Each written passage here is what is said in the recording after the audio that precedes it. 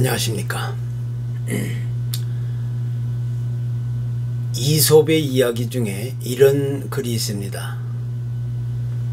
어느 날 주인이 이솝에게 부탁을 한 가지 합니다. 목욕탕에 가서 지금 사람이 얼마나 많은지 살펴보고 오너라 라는 부탁이었습니다. 이솝은 주인의 이제 그 명령을 따라 목욕탕에 가게 되었는데, 목욕탕 문 앞에 이르렀을 때 큰 돌이 문 앞에 놓여 있는 것을 발견하게 되었습니다. 그런데 자세히 보니 목욕탕에 들어가는 사람이나 나오는 사람들이 전부 그 돌에 걸려 넘어질 뻔하곤 했습니다. 어떤 사람은 그 돌에 걸려 발을 다치기도 하고, 또 어떤 사람은 코가 깨지기도 하고, 또 어떤 사람은 손목을 다치기도 했습니다. 그러자 사람들은 그 돌에다 대고 이런저런 욕을 마구 퍼부어대는 것입니다. 그렇지만 그 돌을 치우려고 하는 사람은 아무도 없었습니다. 이솝은 이제 가만히 앉아서 도대체 그 돌을 누가 치우는가를 살펴보기로 마음먹었습니다. 그런데 여전히 목욕탕을 드나드는 사람들마다 그 돌을 치우려고 하는 사람은 아무도 없었습니다. 이제 그러다가 얼마 후에 한 젊은이가 목욕을 하러 오게 되었는데, 그 젊은이 역시 돌에 걸려 넘어질 뻔했습니다. 그런데 그 젊은이는 단숨에 돌을 다른 곳으로 옮겨놓고 나서 목욕탕 안으로 들어가는 것이었습니다. 이솝은 그 자리에서 벌떡 일어났습니다. 그리고 목욕탕 안에 몇 사람이 있는지 거들떠 보지도 않고 그냥 집으로 달려갔습니다. 그리고 주인에게 이렇게 말합니다. 주인님, 목욕탕 안에 사람이라곤 딱 한 사람만 있습니다. 이것은 무엇을 말하고 있는 것입니까? 참으로 사람이라고 다 사람이 아니라는 것입니다. 사람이어야 사람이라는 것입니다. 인간다운 인간이라야 진정한 사람이 될 수 있다는 그런 이야기를 전해주고 있는 것입니다. 우리가 흔히 하는 말 중에도 사람이면 사람이냐, 사람다워야 사람이지, 이런 말이 있는데, 쉽게 얘기하자면 우리 인간은 일반적인 그런 동물과는 다르게 특징이 하나 있는데, 그것은 우리 인간은 이성을 가진 존재이고 또 사회적인 존재라는 것입니다. 특히 성경적인 입장에서 말하는 사람이란 하나님의 형상을 따라 창조된 피조물이라는 것이고, 하나님의 구원의 대상으로서의 존재를 사람이라고 가르치고 있습니다. 그렇기 때문에 사람이라는 정의는 어떤 실체적인 존재를 말하기보다는 사람과 사람 사이의 관계적인 데서부터 시작하는 것이고, 또 이것은 어떤 인간이 되어야 하는가, 혹은 사람으로 무엇으로 살 수 있는가, 이런 데서부터 사람의 정의를 올바로 찾을 수 있게 되는 겁니다. 우리 인간이란 하나님께서 불어넣어 주신 영을 소지한 그 존재로서 정신적이고 감정적, 의지적인 특성을 지닌 하나님을 닮은 영적인 존재라고 이야기할 수가 있습니다. 그래서 다른 일반 동물과는 다르게 아주 엄격한 그런 특징을 가지고 있는 존재입니다. 그런데 인류의 조상 아담과 하와가 하나님의 명령을 거역하고 범죄함으로 인해서 말미암아 인간은 타락의 길을 걷게 되었고, 하나님과의 깊은 그런 영적인 교제의 끈이 끊어진 상태에서 그 기능이 크게 상실되었던 겁니다. 그 결과 우리 인간은 이제 영적으로 완전히 죽은 사람이 된 겁니다. 그렇지만 우리가 예수 그리스도 안에 있을 때 그리스도를 통해서 우리의 죽은 영은 다시 살아날 수 있게 되는 것이고 하나님과의 관계 역시 다시 회복할 수 있게 되는 것입니다. 그래서 성경은 그리스도 안에 있으면 새로운 피조물이라고 선언하고 있는 겁니다. 그리고 이제부터는 하나님의 영에 의해 새로운 삶을 살아가는 존재로서 하나님의 사람이라는 그런 신분을 가지고 세상을 살아갈 수 있게 되는 겁니다. 성경 안에는 하나님의 사람이라고 불렸던 많은 사람들이 등장합니다. 그 가운데는 하나님의 말씀을 받아 백성들에게 그 말씀을 전달하는 역할을 수행했던 많은 선지자들이 있는데 그 가운데 실제로 하나님의 사람으로 불렸던 사람들은 모세나 다윗, 엘리사, 또 스마야 같은 사람들이 있고 또 신약 성경에서는 사도 바울이 믿음의 아들 디모데를 가리켜 하나님의 사람이다 이렇게 불렀던 것입니다. 그런데 여기서 말하는 하나님의 사람이란 어떻게 특별하고 아주 유별난 그런 완전한 사람을 가리키는 것이 아닙니다. 하나님의 사람이란 한마디로 말해서 하나님의 마음에 합한 사람이라는 뜻이고 하나님께 속한 사람을 의미하는 것입니다. 그리고 믿음으로 거듭나서 하나님의 자녀가 된 모든 그리스도인들을 가리켜서 성경은 하나님의 사람이라고 이야기하고 있는 것입니다. 구약 성경에서 이스라엘이라는 나라가 탄생할 무렵 당시 새롭게 세워질 나라의 첫 번째 왕을 찾고자 하는 그런 장면이 있는데 그때 사무엘이라는 선지자는 하나님의 백성들을 인도할 지도자를 찾으면서 이 하나님의 사람이라는 표현을 쓰게 되었습니다. 그러니까 하나님이 세우신 하나님의 사람을 통해서 나라가 올바로 세워지고 사람들을 올바른 그런 길로 인도해주고 또 하나님의 사람을 통해서 여러가지 많은 문제들을 해결할 수 있다고 믿었기 때문에 그들은 무엇보다 하나님의 사람을 세우는 일에 아주 신중을 기하게 되었던 겁니다.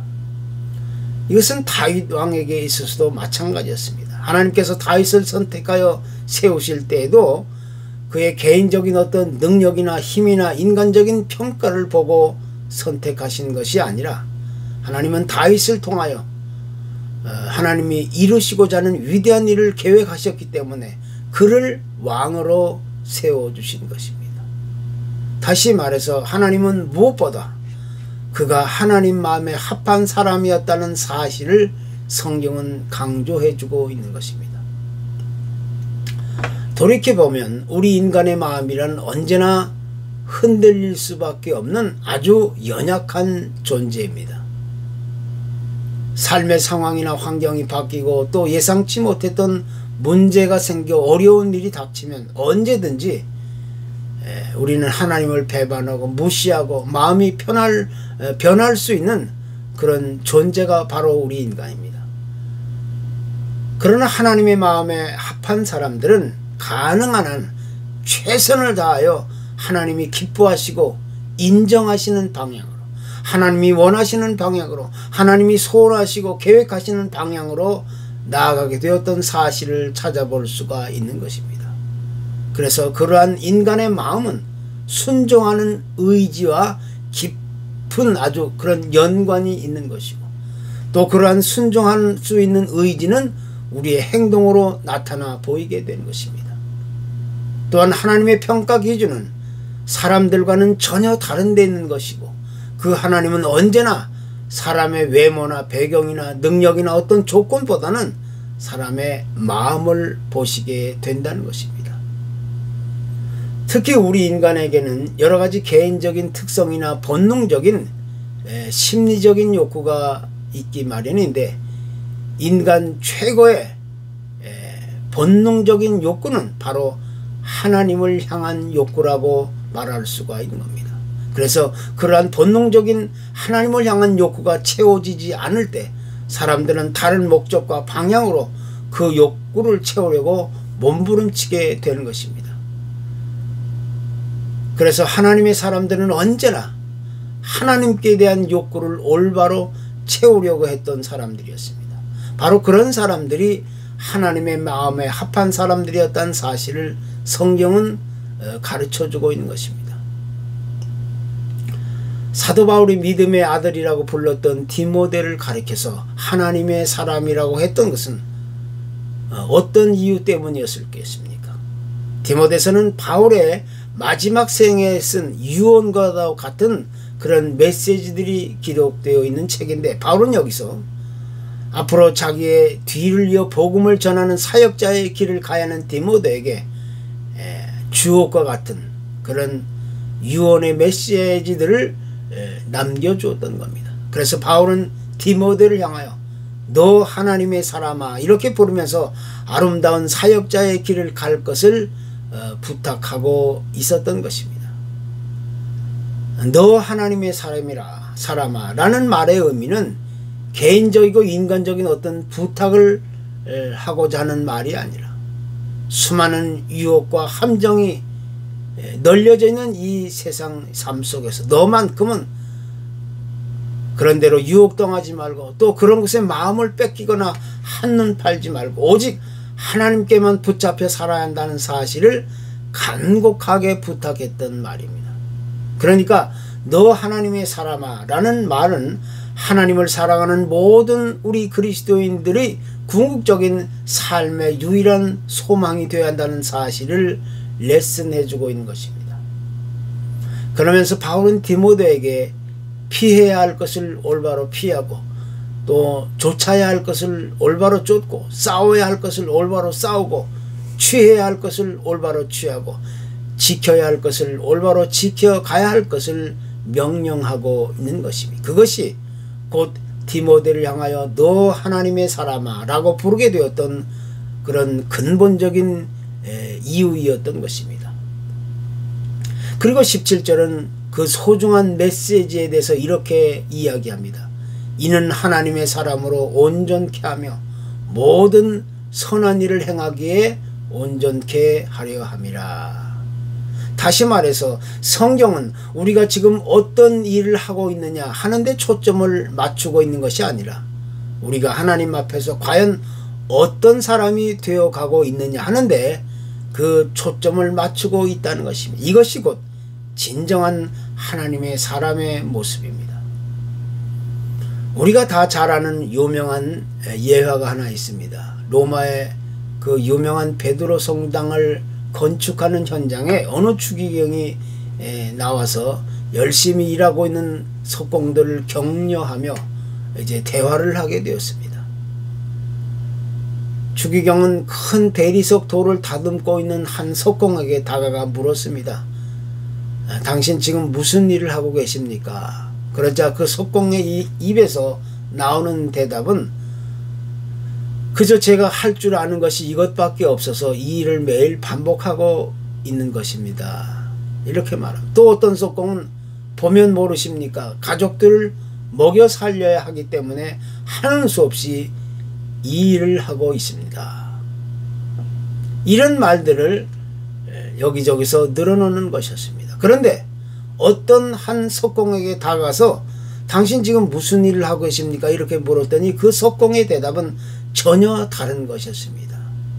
그분은 이렇게 말합니다. 예, 추기경님, 저는 지금 보시다시피 하나님께 예배드릴 하나님의 집을 건축하고 있습니다. 내가 지금 하는 일은 하나님이 내게 맡겨주신 일이라고 생각합니다. 바로 여기서 우리는 사람이 가지고 있는 마음의 생각과 태도가 다 다르다 할지라도 어떻게 이렇게 다를까 하는 생각을 하지 않을 수 없게 되는 겁니다. 그래서 내가 지금 무슨 일을 어떻게 하고 있느냐 하는 것보다 더 소중한 것은 내가 과연 하나님 앞에서 어떤 삶의 자세와 태도를 가지고 살아가고 있느냐 하는데 그 문제가 무엇보다 중요하다는 사실을 강조하지 않을 수가 없게 되는 겁니다. 구약성경 이사야 43장에도 너를 창조하신 여호와께서 이제 말씀하시니라. 이스라엘아, 너를 조성하신 자가 이제 말씀하시니라. 너는 두려워 말라. 내가 너를 구속하였고 내가 너를 지명하여 불렀나니 너는 내 것이라 라는 말씀이 있는데, 이 말씀은 하나님의 무조건적인 은혜를 통하여 우리가 하나님의 부르심을 받고 선택함을 받게 되었다는 사실을 알려주고 있는 말씀입니다.